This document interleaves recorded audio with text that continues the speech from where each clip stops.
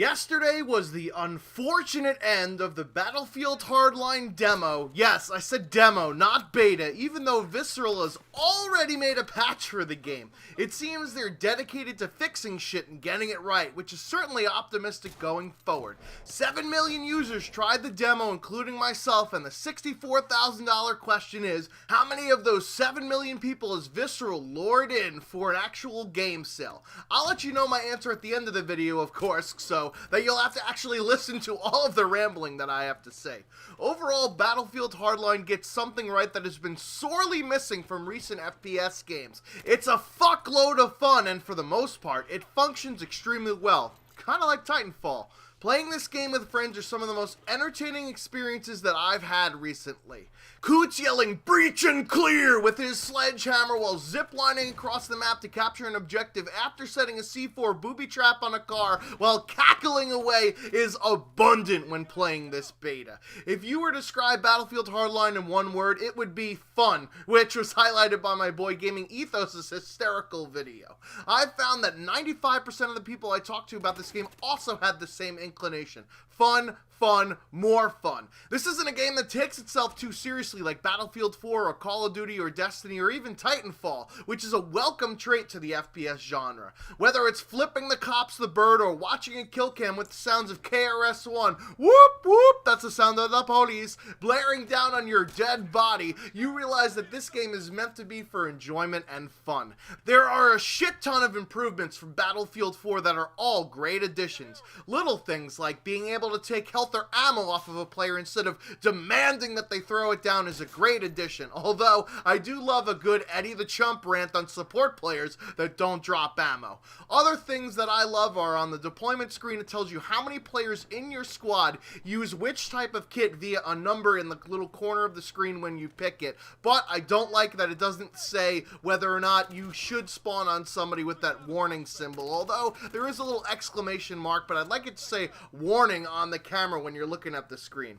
Also, when you're looking at the minimap, it'll give you both the capture radius for a conquest objective in a little line or box around the objective, and an indicator of how much or how little the point has been captured via a small circle inside of the square of the diamond object. This way you can visualize where you need to be to capture an objective and if it's worth running over to an objective to clear it the fuck out. Another overarching theme is speed. This game is very fast-paced and you can see it in its design. Well, I guess Need for Speed had to bleed into the game somehow. If you're not in a car in the Hotwire game mode, you're doing it wrong. Even the Conquest map, Dust Bowl, is significantly smaller than any Battlefield 4 size map, although I'd argue for moving the deployment areas closer to the actual objectives. There's no fucking reason to be driving for 30 seconds just to get onto the battle area.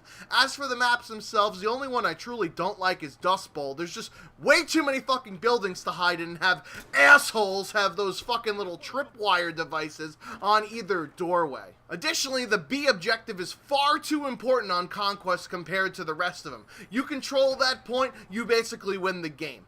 Downtown is great for Hotwire and Bank Job is awesome for Heist. I wonder if they're going to go the Battlefield Bad Company 2 route of only having certain maps for certain game modes, or if they're going to try and do a one-size-fits-all like in Battlefield 4. I hope they go more towards the Bad Company 2 route because you all know how well Rush turned out in Battlefield 4. The classes themselves are pretty well balanced, but I found some of the gadgets to be almost useless. Since ziplines and grappling hooks are already battle pickups, I rarely find myself equipping them. Since frag grenades have the explosive radius of a Taco Bell fart blast zone, there's no need for gas masks because nobody's using the gas grenades. I also don't like how the EpiPen for the crooks can't kill people, but the cop's G-Fib will. That seems like pretty strange to me. The weapons themselves also feel a little strange compared to Battlefield 4. The assault rifles have a lot of recoil, save for the M416 and the M16A3. Same with the carbines for the Enforcer. Have you ever tried to use a Scar H? Thing kicks like a fucking mule. The SMGs will melt up close, but they don't do dick at range. The Uzi was my favorite SMG, but it would take an entire clip at medium range just to put somebody down like a veterinarian. The shotguns definitely have some sort of bug with them.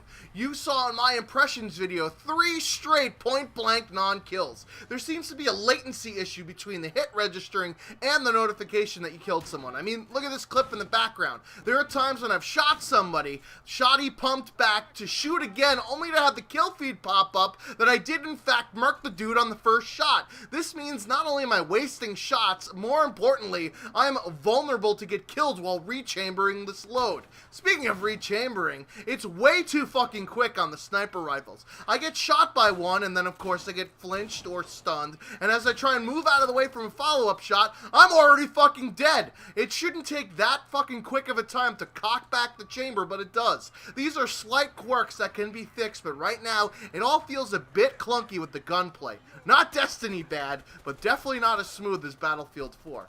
Having the launchers as battle pickups is a great concept, but I feel a Dust Bowl needs a stinger for Hotwire. Otherwise, the helicopters run wild on your ass like Hulkamania, brother. Yes, I know you can use a tracer dart with a small RPG to lock on, but that requires 2 people to do, and helicopters can flare off the one SMAW. Then you're fucking screwed. Whoever thought that having a dust storm was a great idea for Levolution should be beaten with a fucking stick. It was a terrible idea for Gulf of Oman, and it's not good here either.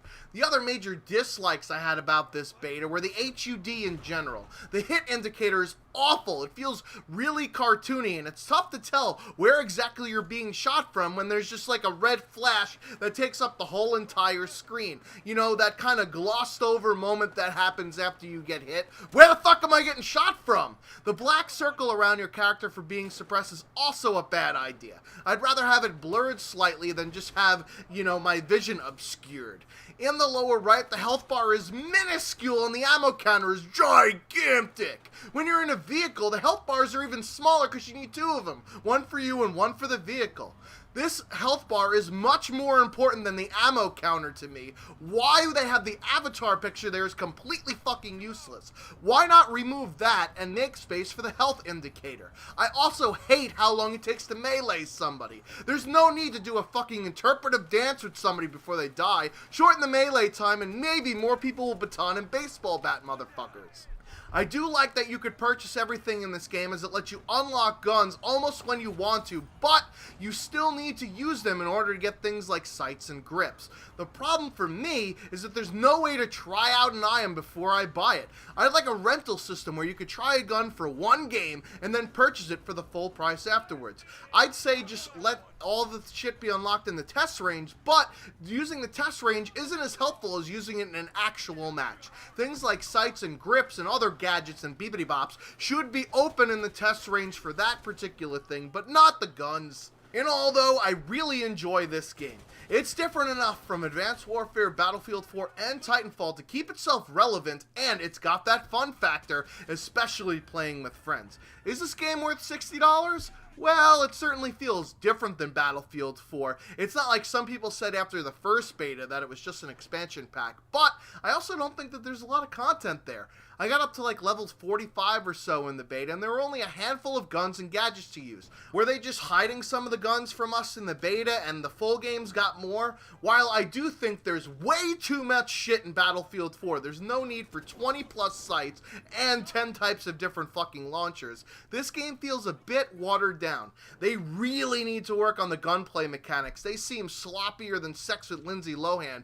That being said, I really enjoyed my time with this game and the improvements made over Battlefield 4. However, I'm still on the fence about it. I will most likely purchase this game when it comes out, but of course, I'm not going to pre-order it because pre-orders are the devil. Not foosball, Mrs. Boucher.